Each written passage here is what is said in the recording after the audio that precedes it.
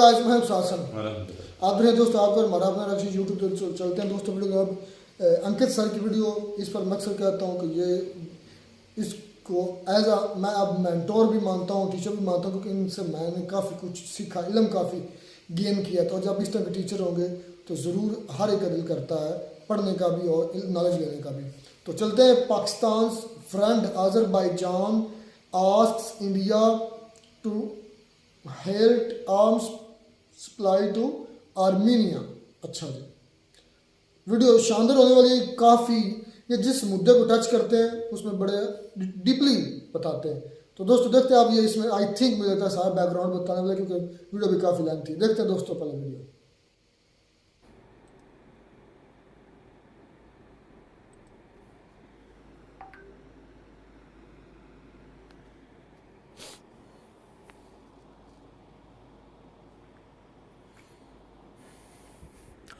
नमस्कार साथियों, स्वागत है आप सभी का अंकित इंस्पायर्स इंडिया पर। मैं हूं अंकित अवस्थी। आप हैं मेरे साथ में एक ऐसी खबर पर चर्चा करने के लिए जो कि अंतर्राष्ट्रीय विषयों में आपकी दिलचस्पी को और बढ़ाएगी। और क्यों बढ़ाएगी?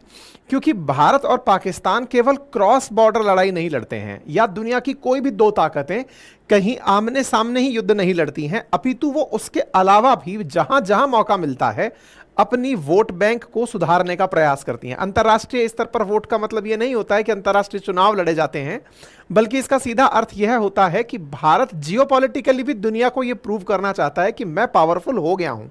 जैसे अमेरिका दुनिया भर के देशों को जब बताता है कि मैं सुपर पावर हूं, तो इसका मतलब वो फोन करके नहीं बताता है, वो दुनिया में लगभग 50 से अधिक देशों में अपनी सेना बिठा के रखा हुआ है। न जाने कितने ही सैनिकों को उसने दुनिया भर के समुद्रों में बेस बना के छोड़ा हुआ है।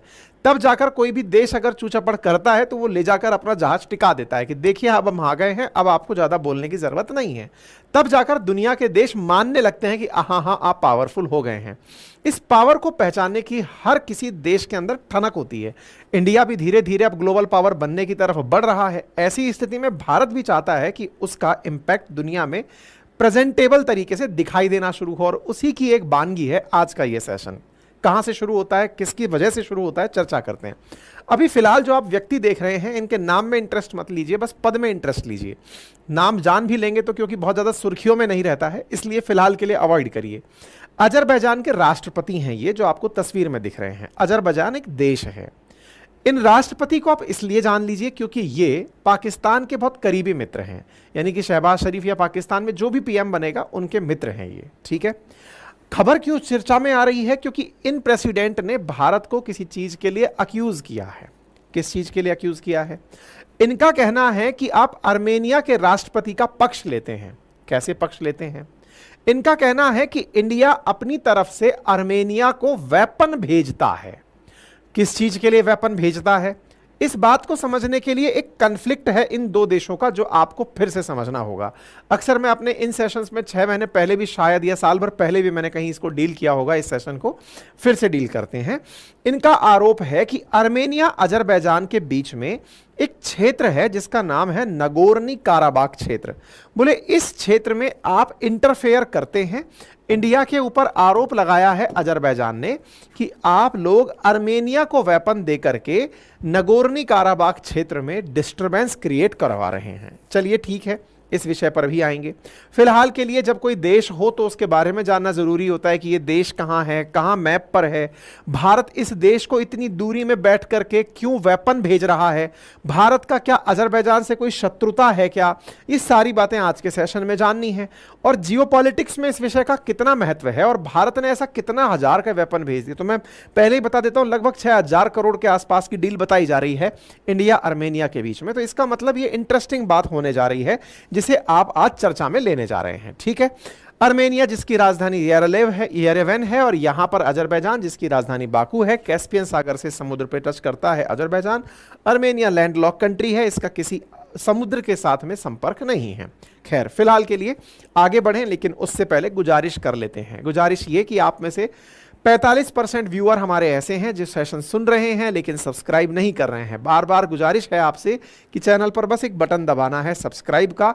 भविष्य में आपको अपडेट्स बढ़िया से मिलते हैं और हमें इस चीज़ का हौसला बढ़ता है। बाकी पढ़ने लिखने वाले विद्यार्थियों के लिए अपडेट्स हमारे अपने एप्लीकेशन, अपनी पाठशाला से, जिन्हें हमारे कोर्सेज चाहिए हो कोर्सेज उपलब्ध हैं, बुक्स चाहिए हो बुक्स भी उपलब्ध हैं, आप यूज़ कर सकते हैं।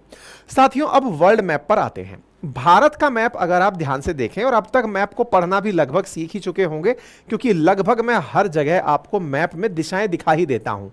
उत्तर, दक्षिण, पूर्व, पश्चिम, यदि दिशाओं को सही से याद रखा जाए तो कहते हैं सिर की तरफ नॉर्थ है, पैरों की तरफ साउथ है, दाहिने हाथ की तरफ ईस्ट है और बाएं हाथ की तरफ वेस्ट है।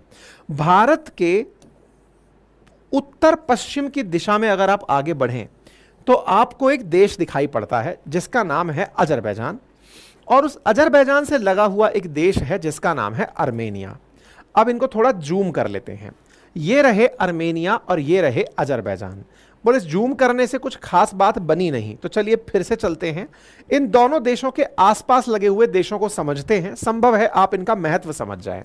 साथियों, अगर हम इस क्षेत्र को फोकस करें तो अर्मेनिया, अजरबैजान के साथ में लगा हुआ एक देश आपको ईरान दिखाई देता है। ठीक इसी प्रकार से यहां पर अर्मेनिया के साथ लगा हुआ टर्की दिखाई देता है। ऐसे ही अजरबैजान से ऊपर लगा हुआ रशिया दिखाई देता है। संभवतया इन तीनों देशों से आप भली भांति परिचित हैं और भारत के प्रति इनका रवैया बेहतर तरीके से जानते हैं। जब बात टर्की की जाती है तो ये पाकिस्तान प्रेमी है, ये भी आप अच्छे से जानते हैं। रशिया की बात की जाती है तो ये भारत प्रेमी है, ये भी आप अच्छे से जानते हैं। ऐसी स्थिति में ईरान की अगर बात करें तो वो भारत प्रेमी भी है और पाकिस्तान प्रेमी भी है, तो भारत अभी इस पर कोई कॉल लेने की स्थिति में नहीं है। लेकिन फिलहाल हम अर्मेनिया, अजरबैजान पर फिर से फोकस करके आपको लौटा कर चलते हैं। अब थोड़ा सा डेमोग्राफी भी जान लेते हैं। लगभग 30 लाख, 25 से 30 लाख की आबादी अर्मेनिया की है और लगभग 1 करोड़ के आसपास की आबादी अजरबैजान की है। अर्मेनिया एक ईसाई देश है, यानी कि यहां पर क्रिश्चियनिटी बहुतायत में पाई जाती है। अजरबैजान में मुस्लिम बहुल क्षेत्र है, यानी कि मुसलमान यहां बहुतायत में पाए जाते हैं। मुसलमान बहुतायत में पाए जाते हैं और वो मूलतया तुर्क नस्ल के हैं। अब तुर्क नस्ल के हैं मतलब ये रहा तुर्की। टर्की मूल के जो लोग हैं, तुर्क मूल के जो मुसलमान हैं, वो अजरबैजान में पाए जाते हैं। ऐसी कारण से टर्की के और अजरबैजान के बीच में धर्म के आधार पर और सेम नस्ल साझा करने के आधार पर इन दोनों देशों के बीच में प्यार मोहब्बत रहती है। ठीक है। अर्मेनिया में ईसाई पाए जाते हैं। ईसाइयों के साथ में रशिया का क्रॉस मतलब वो है अफेक्शन है। इसी कारण से ये दोनों देशों में एक प्रकार की म्यूचुअल अंडरस्टैंडिंग धर्म के आधार पर पाई जाती है। लेकिन अगर आप इस मैप को देखेंगे तो बड़ा विचित्र प्रकार का मैप दिखाई देगा। विचित्र कैसे? जैसे अमेरिका का मैप जब देखते हैं तो बीच में कनाडा और उसके बाद अलास्का दिखाई पड़ता है। ऐसे ही अर्मेनिया, अजरबैजान का मैप देखें तो अजरबैजान इधर भी दिखाई दे रहा है और इधर भी दिखाई दे रहा है। अर्थात अगर आप मैप को ध्यान से देखने का प्रयास करें तो अजरबैजान का एक हिस्सा ईरान के साथ बॉर्डर टच करता हुआ आपको यहां पर दिखाई पड़ता है। इसके बीच में अर्मेनिया यहां पर दिखाई पड़ता है। अर्मेनिया ने अजरबैजान को 2 हिस्सों में बांटा हुआ है। ऐसे ही एक और क्षेत्र है जो इन दोनों देशों के बीच में विवाद का बड़ा कारण बना हुआ है। यह क्षेत्र जो आपको यहां दिखाई पड़ रहा है, इस क्षेत्र का नाम है नगोर्नो काराबाख क्षेत्र। यह जो क्षेत्र है ये फिलहाल तक ऑटोनॉमस हुआ करता था। फिलहाल तक से मतलब जिस समय विवाद चल रहा है उस समय तक। इस क्षेत्र में जो लोग पाए जाते हैं वो अर्मेनियाई मूल के ईसाई पाए जाते हैं। ध्यान से देखना, बड़ा इंटरेस्टिंग है। अजरबैजान का एक हिस्सा अर्मेनिया के पश्चिम में पड़ा है, लेकिन अर्मेनिया मूल के कुछ लोग अजरबैजान के भीतर ही एक ऐसा स्वायत्त क्षेत्र है जहां पर पाए जाते हैं। कुछ लाख की पॉपुलेशन में यहां पर अर्मेनियाई मूल के लोग निवास करते हैं। फिर से समझिए, अजरबैजान यहां दिख रहा है। यह जो ऑटोनॉमस रीजन आपको दिख रहा है, यहां पर अर्मेनियाई मूल के लोग रहते हैं, लेकिन यह क्षेत्र चारों तरफ से अजरबैजान से घिरा हुआ है। आप ऐसे समझिए कि इंडिया के अंदर किसी एक स्टेट को, जैसे मध्य प्रदेश, उत्तर प्रदेश, इनमें से किसी एक राज्य को ऑटोनॉमस डिक्लेयर कर दिया जाए। यह कहा जाए कि जिस देश के बीच में आप हैं उनसे आपका कोई वास्ता नहीं है, उनका आप पर कोई भी इंटरफेरेंस नहीं है। और चूंकि वो लोग रहने वाले किसी अन्य देश के साथ सहानुभूति रखते हैं, तो फिर इस देश के लोगों को यह लगता है कि हमारे बीच में बैठ करके कोई दूसरे देश के प्रति सहानुभूति कैसे रख सकता है। और यही विवाद की सबसे बड़ी जड़ है। आर्मेनियाई मूल के लोग आर्मेनिया के प्रति जो सिंपैथी रखते हैं, साथ ही साथ वो यहां से यहां तक आना जाना भी रखते हैं। इसका प्रभाव क्षेत्र यह रहता है कि कुछ मुट्ठी भर लोग आर्मेनिया के इस क्षेत्र को भी अब अपना ही समझ लिए हैं। इतना ही नहीं, मैप पर जो आपको दिख रहा है वो सच से थोड़ा परे है। आर्मेनिया लगभग इस क्षेत्र पर भी अपना कब्जा रखता है और यहां पर उसके प्रभाव क्षेत्र के लोग रहते ही हैं। यानी कि एक प्रकार से यह मानिए कि यह पूरा की पूरा क्षेत्र आर्मेनिया अपने कब्जे में रखा करता है, करता था, ज्यादा ठीक रहेगा, क्योंकि स्थिति अभी बहुत ज्यादा क्लियर नहीं है। अभी मैं आज की स्थिति में बताऊं तो विवाद में आप ऐसे समझिए कि आर्मेनिया इतने क्षेत्र को कंट्रोल करता था।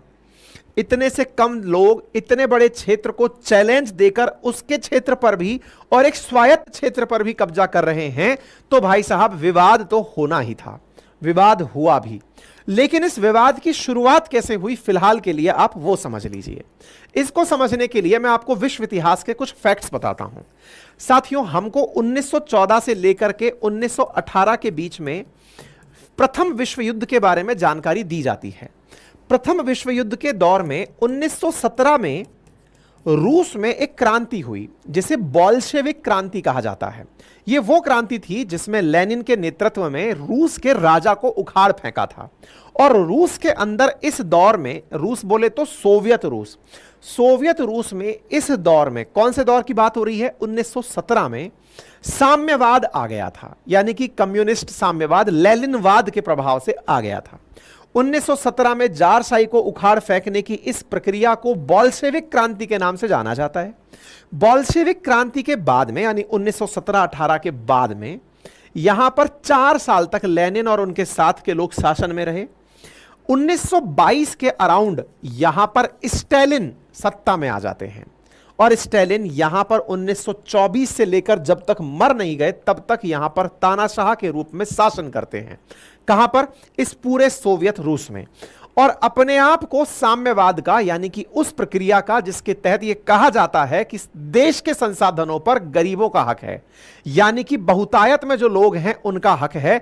अमीरों से हमें लड़ना है, पूंजीवादियों से हमें लड़ना है और इन्हें भगाना है। उसी की प्रक्रिया के तहत स्टालिन ने इस पूरे देश पर कब्जा करके रखा और पूरी तरह से लाल क्रांति चलाई। लेकिन अमेरिका दुनिया को यह समझाने में कामयाब रहा कि जब तक पूंजीपति लोग अपने हुनर से धन नहीं कमाएंगे तब तक दुनिया में प्रोग्रेस नहीं हो सकती। परिणाम भी सही निकला। अमेरिका रूस के कई क्षेत्रों में यह समझाने में कामयाब रहा, सोवियत रूस के कई क्षेत्रों में, कि आप स्टालिन के प्रभाव में और साम्यवाद के प्रभाव में गलत फंस गए हो। बेहतर होगा कि आप इन्हें छोड़कर निकल लें। बाय द वे, सोवियत रूस उस समय बहुत पावरफुल था और बाद तक भी पावरफुल रहा। उसने दुनिया के बहुत से देशों को साम्यवाद के फायदे सुनाए और बताया कि बेहतर है कि आप गरीब जनता के हाथ में शासन दें। साम्यवाद और पूंजीवाद की इस लड़ाई में, कैपिटलिस्ट और कम्युनिस्ट की लड़ाई में, परिणाम यह निकला कि 1991 में जाकर सोवियत रूस 15 देशों में टूट गया। उनमें से सबसे बड़ा देश आज का रशिया है, लेकिन जो बाकी बचे हुए देश हैं छोटे मोटे, उनमें Estonia, Latvia, Lithuania, Belarus, Ukraine, Moldova, Georgia, Armenia, Azerbaijan शामिल हैं। बाकी फिर कजाकिस्तान, उज्बेकिस्तान, तुर्किस्तान, तुर्कमेनिस्तान, किर्गिस्तान और ताजिकिस्तान नामक देश भी शामिल हैं। तो फिलहाल की चर्चा में जो आर्मेनिया, अजरबैजान की आप चर्चा सुन रहे हैं, ये कभी सोवियत रूस का हिस्सा हुआ करते थे। और सोवियत रूस के उस दौर में सोवियत रूस का हिस्सा हुआ करते थे जब स्टालिन का शासक था। और साथियों, उसी स्टालिन ने इन दोनों देश में यह वाला कलेश करवाया था।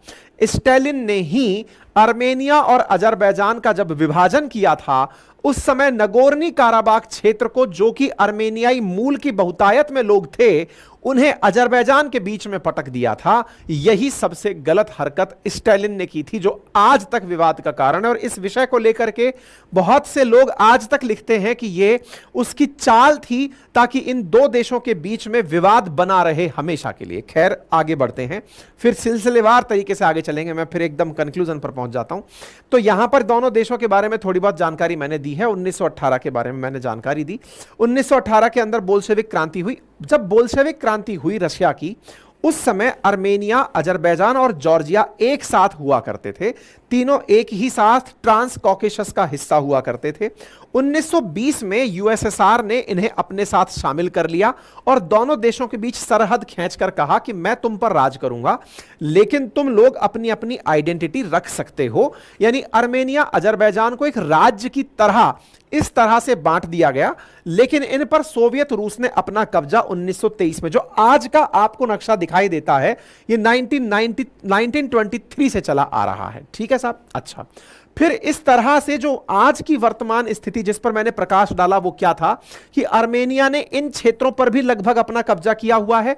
आर्मेनियाई लोग यहां पर रहते हैं। अजरबैजान का छोटा सा हिस्सा इधर है। अब अजरबैजान अपने क्षेत्र को तो मुक्त कराना चाहता ही है, साथ ही वो ये भी चाहता है कि जो नगोर्नी काराबाख क्षेत्र है, जिसको आर्मेनियाई लोग अपना बताते हैं, उस क्षेत्र को भी मैं अपने कब्जे में लूं। इसके कई बार भरसक प्रयास हुए और इन लोगों के बीच कईयों बार इस चीज को लेकर लड़ाई झगड़े भी हुए। ये वो स्टालिन है जिसने कि इन झगड़ों को जन्म दिया, क्योंकि जब सीमा विभाजन हो और इस तरह की हरकत हो जाए तो आप समझ सकते हैं कि वो कितनी घातक दो देशों के लिए हो सकती हैं। चलिए साहब, तो ये बात हो गई।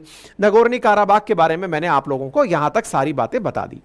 1988 के अराउंड, क्योंकि 85 में जब यह तय हो गया था कि सोवियत रूस अब ज्यादा दिन नहीं चलेगा, तब धीरे धीरे सारे देश विघटित होने लगे और विघटित होकर सब अपनी पहचान बनाने में कामयाब हुए। साथियों, इसी 1991 के बाद में 1992 में, यानी 1991 में तो सोवियत रूस का विघटन हो गया, सोवियत रूस से अलग देश निकलकर 15 हो गए, लेकिन 1992 में आते ही इन दोनों देशों में झगड़ा हो गया इस बात का कि भाई अब हमारे ऊपर कोई भी रशिया का शासन नहीं है, क्यों ना अब हम ये तय कर लें कि नगोर्नी काराबाख किसके पास होगा। 1992 में यह युद्ध हुआ और 2 साल तक चला। आंकड़े बताते हैं कि लगभग 30,000 से ज्यादा लोगों की मौत हुई, धार्मिक आधार पर लोगों का कत्लेआम हुआ। लेकिन फिर रूस वापस निकल कर आया कि अभी हम जिंदा हैं, हमने ही तुमको अब तक संभाल कर रखा था, फिर से हम तुम दोनों के बीच में सीज फायर कराते हैं। दोनों के बीच में युद्ध विराम गिराया गया, युद्ध बंदियों को एक दूसरे के पास रिहा करवाया गया। कुल मिलाकर के आर्मेनिया के साथ रशिया ने अपना हाथ रख करके नगोर्नी काराबाख क्षेत्र को फिर से एक स्वायत्त क्षेत्र के रूप में साइड में कर दिया। यह 1994 का, यानी 2 साल के युद्ध के बाद चले युद्ध के बाद के सीज फायर एग्रीमेंट को आप यहां पर देख रहे हैं। 1994 के बाद सब कुछ ठीक ठाक तरीके से चल रहा था।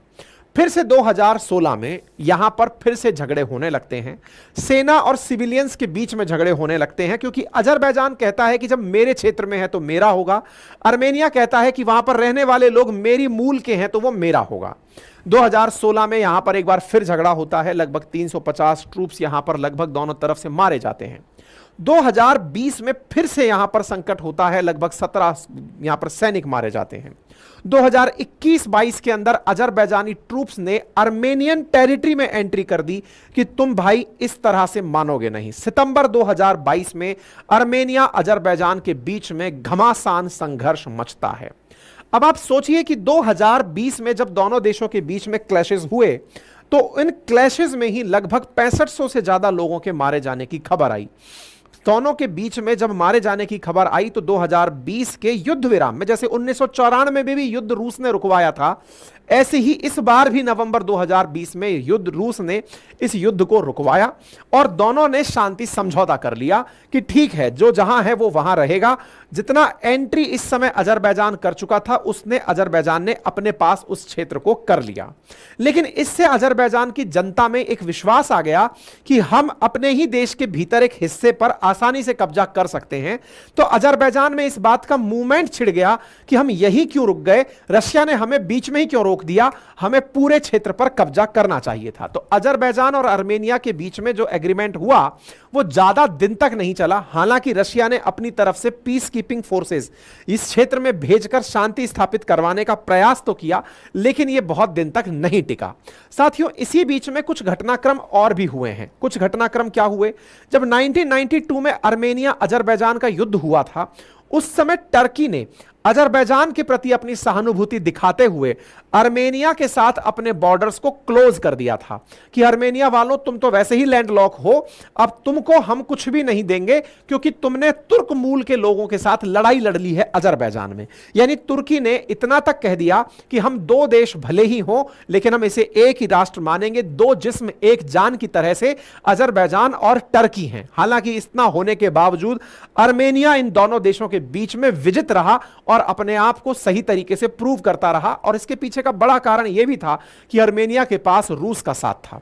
इसी बीच में पाकिस्तान की एंट्री होती है 2020 में, जब पाकिस्तान अपनी तरफ से अजरबैजान से कहता है कि नगोर्नी काराबाग क्षेत्र में मैं आपके साथ हूं। इसके पीछे का बड़ा कारण यह था कि इसे तुर्की का वो वचन याद था कि दो देश एक राष्ट्र, दो जिस्म एक जान। तो तुर्की के साथ में पाकिस्तान अपने आप को मुस्लिम भाई वाले मोड में जोड़ता रहा। इसने एक कनेक्शन क्रिएट किया कि तुर्की से हमारी मित्रता है और तुर्की ने अजरबैजान को कहा है कि तुम हमारे मित्र हो, तो हम भी तुम्हें कहते हैं कि तुम हमारे मित्र हो।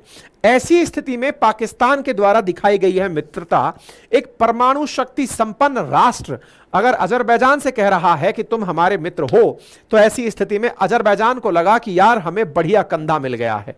अजरबैजान ने कहा कि जिस तरह से आप हमें सहायता देंगे नगोर्नी काराबाग में, हम भी आपकी सहायता देंगे कश्मीर में, यानी कश्मीर के मसले पर हम आपके साथ हैं। यानी कि पाकिस्तान में तो इस बात तक के कयास लगने लगे कि जिस प्रकार से अजरबैजान का नगोर्नी काराबाग पर आक्रमण हुआ है, कल को तुर्की, अजरबैजान और पाकिस्तान तीनों देश मिलकर क्यों ना कश्मीर पर आक्रमण करके कब्जा कर लें। इतनी तक बातें पाकिस्तान के सोशल मीडिया पर तैरने लगी। पाकिस्तान में इन बातों के पीछे का बड़ा कारण है क्योंकि दोनों एक ही प्रकार की समस्या से जूझ रहे हैं, ऐसा इन्हें लगता है। दोनों को लगता है कि उनके क्षेत्र उनके पास में नहीं है। अजरबैजान ने पाकिस्तान का न केवल फिलहाल बल्कि कईयों बार साथ दिया है कश्मीर के मसले पर। अंतरराष्ट्रीय इवेंट्स में भी अजरबैजान ऐसा कहता रहा है और संभवतः यही वो बड़ा कारण था जिसके चलते भारत की इस पूरी कहानी में एंट्री हुई। क्योंकि जब ये तीनों लोग अपने आप को एक साथ समझकर, यानी कि ये मानते हुए कि कश्मीर मसले पर तुर्की, पाकिस्तान और अजरबैजान एक होकर अगर इंडिया से युद्ध लड़ेंगे तो हम कश्मीर को उनसे अलग करा ले जाएंगे, इनकी इस मानसिकता के चलते ही भारत ने अजरबैजान से दुश्मनी रखने वाले आर्मेनिया की तरफ मित्रता का हाथ बढ़ाया। न केवल अजरबैजान को इस आधार पर काउंटर किया बल्कि टर्की को भी सबक सिखाया, क्योंकि टर्की के दक्षिण में साइप्रस को भी हमने वेपन्स दिए और अजरबैजान के पश्चिम में हमने आर्मेनिया को वेपन्स दिए। और भारत ने तो पहले ही निर्धारित किया हुआ है कि हम वेपन्स को एक्सपोर्ट करेंगे। इसी के पीछे का बड़ा कारण यह था कि भारत के प्रधानमंत्री आर्मेनिया के राष्ट्रपति से निरंतर मिल रहे थे और उन्हें अपनी तरफ से वेपन्स देने का मोटिवेशन दे रहे थे। इंटरेस्टिंग बात आप सोचकर देखिए कि आर्मेनिया को वेपन्स खरीदने में ऑप्शंस दिए गए थे। पोलैंड से वेपन खरीद सकता था, रूस से खरीद सकता था, भारत से खरीद सकता था, फ्रांस से खरीद सकता था। इसने पहली प्राथमिकता $40 मिलियन के वेपन खरीदने की भारत को प्राथमिकता दी और भारत से इसने स्वाति नामक एक मशीन खरीदी जो कि एक डिफेंस सिस्टम था, जो दुश्मन के क्षेत्र में कहां कहां मिसाइलें खड़ी हैं, कहां कहां उसके वेपन्स रखे हैं, उनकी जानकारी 50 किलोमीटर तक की रेंज में देखकर बताने में सक्षम था। भारत ने इनके साथ में इसकी डील की और बकायदा आर्मेनिया ने अपने स्तर पर भारत को ही यह कार्य करने की इजाजत दी कि सर आप ही मुझे वेपन बेचिएगा, मैं आपसे लूंगा, मैं और देशों से नहीं लूंगा। यह भारत की वेपन निर्यात में एक बड़ी जीत थी। भारत ने वेपन लोकेटिंग रडार, यानी कि आप 50 किलोमीटर में कहीं खड़ा कर दो, दुश्मन के जहां जहां वेपन लगे हुए हैं उनकी राइट लोकेशन निकाल कर बता देगा कि उसकी मिसाइल वहां खड़ी है, उसका बम वहां खड़ा हुआ है। सारी जानकारी देने में स्वाति तैयार था और हमने स्वाति इनको बेच दिया। ठीक है साहब। इसके बाद फिर से आर्मेनिया के विदेश मंत्री की भारत के विदेश मंत्री से 2022 में जब इनका संघर्ष चल रहा था, उस बीच में फिर मुलाकात होती है। दोनों देश तय करते हैं कि हमें फिर से कदम आगे बढ़ाने होंगे, हम मित्रता का रास्ता आगे नापेंगे। और इस बीच में भारत ने आर्मेनिया को फिर से अपनी तरफ से वेपन्स देने का प्रस्ताव रख दिया। अजरबैजान के खिलाफ आर्मेनिया तो ऑलरेडी था, लेकिन आर्मेनिया इस बार रूस से भी निराश था।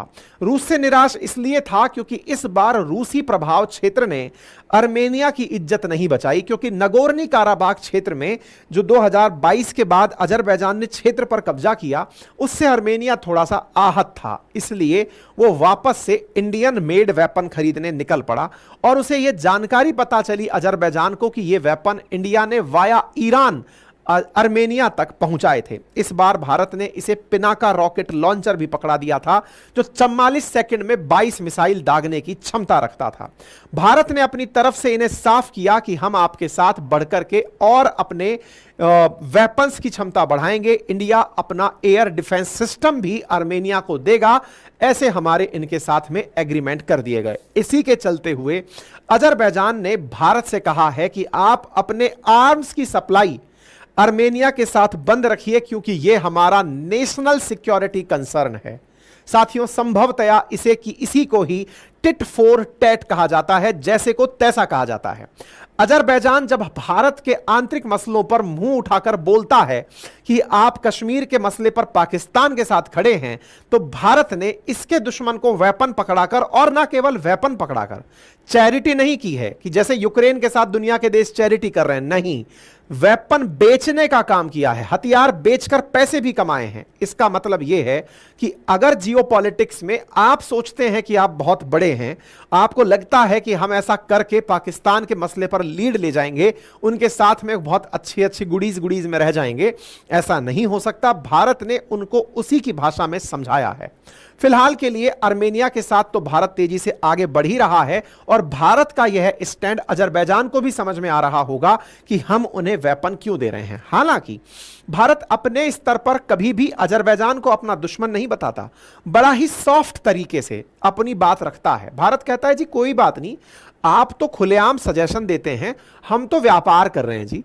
उसको व्यापार करने के लिए वेपन खरीदने थे, उसको वेपन खरीदने थे, वो हमसे वेपन खरीद लिया, हम वेपन दे दिए।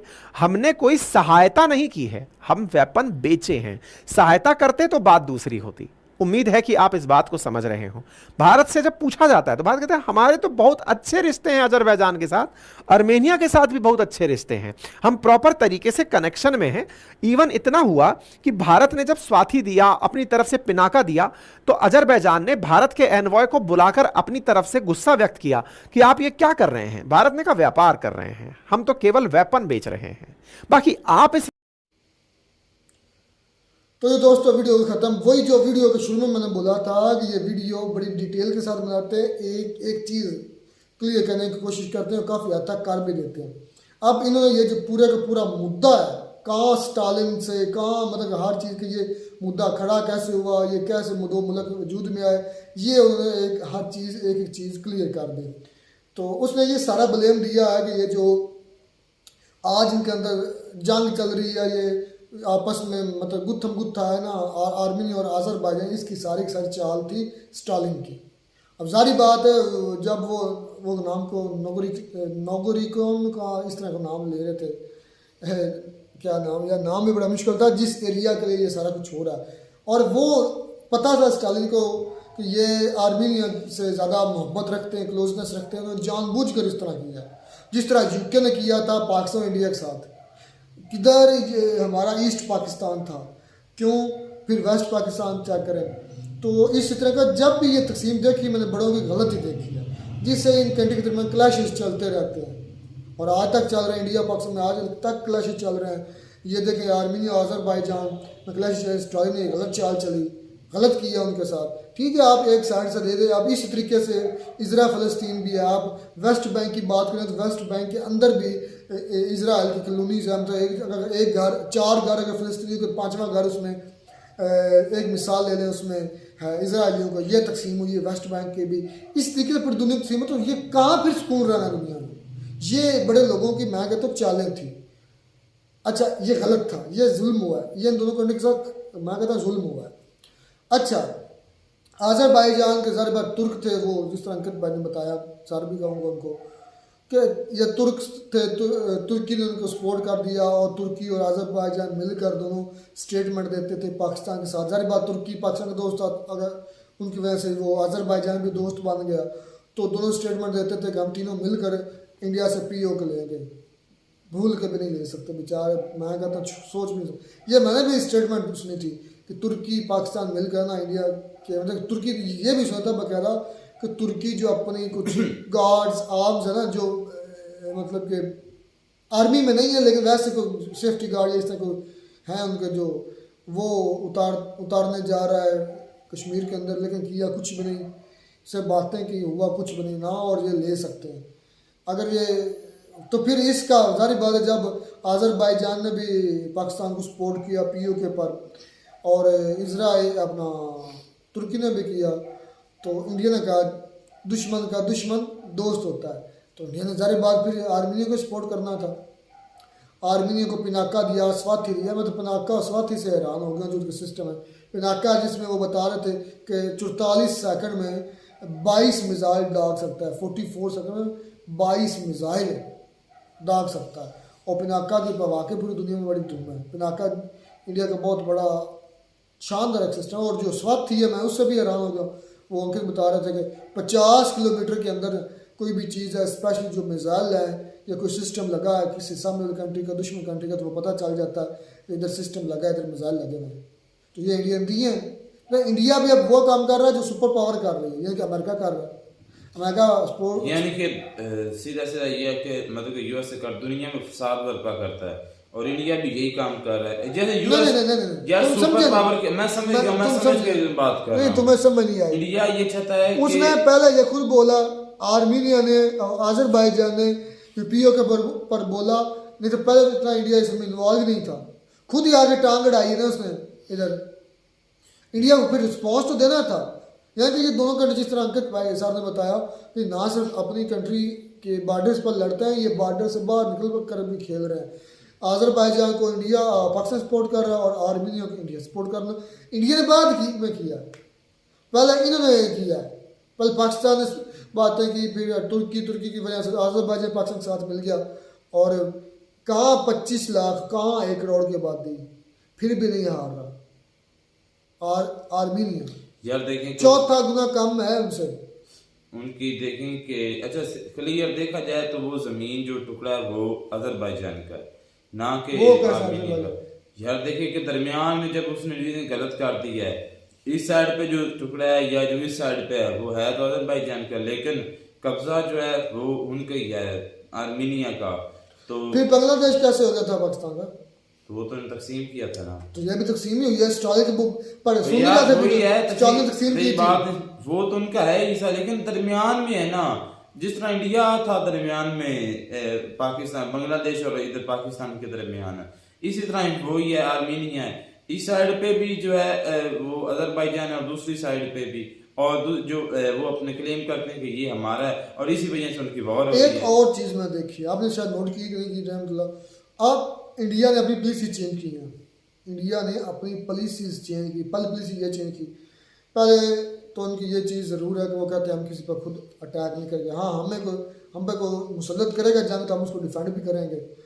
तो दूसरी बात यह है कि इंडिया की एक और पॉलिसी मैंने देखी, पॉलिसी ये है कि अब हमारे साथ जो पंगा लेगा उसके साथ नरमी नहीं बरती जाएगी, उसको हर लिहाज से फिर उसके साथ दो हाथ हो जाएंगे।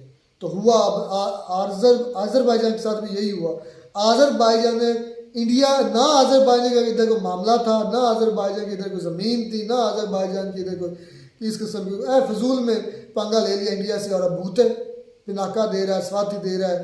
तो अभी तक कोई नहीं, इसमें कोई रिजल्ट तो नहीं खा सकता। पाकिस्तान को भी चाहिए वह बील दे, गौरी दे, शाहीन दे, सभी मिसाइल जो है वो दे, और पता चले कि वहाँ पर क्या मामला होते हैं। जो इतना जरूर है इंडिया इसमें जीत गया है, वाकई जीता। इस पाकिस्तान को ये मिसाइल देने चाहिए अजरबैजान को, और तुर्की को भी फुल सपोर्ट करनी चाहिए अजरबैजान। तो फिर इंडिया को भी देना चाहिए।